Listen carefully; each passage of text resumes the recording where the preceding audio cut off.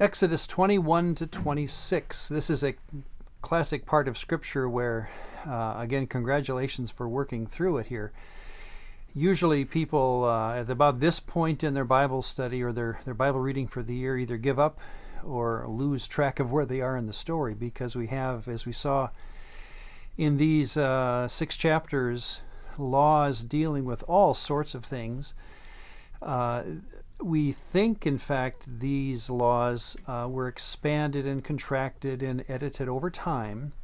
And so let's not think of these as a verbatim list that was written out the first time.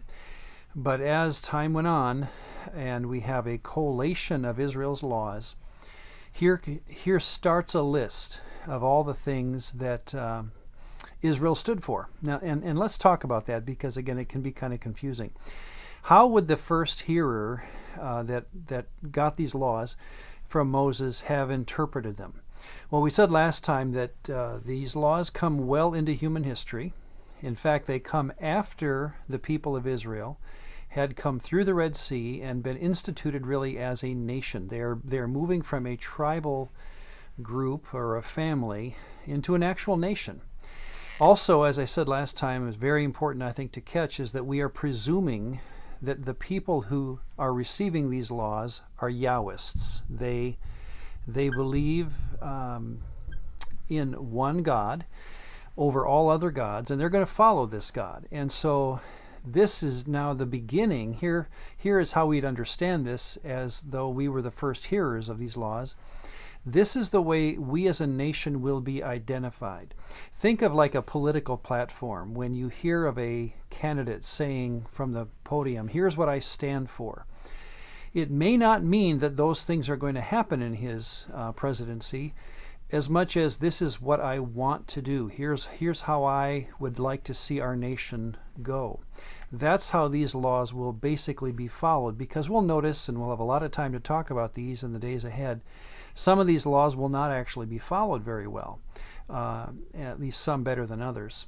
A second thing to catch is that we have found, well, 7 actually, I have 4 here, samples of law codes that were written around the time of Moses. In fact, these all predate the time of Moses. The laws of Ur-Nama, or the laws of Lipit Ishtar. You probably have heard of the Code of Hammurabi.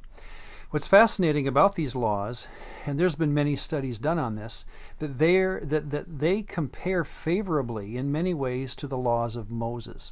In other words, if we had been the first recipients of these laws, we would not have been surprised, because we were living around other nations that also had laws much like we did.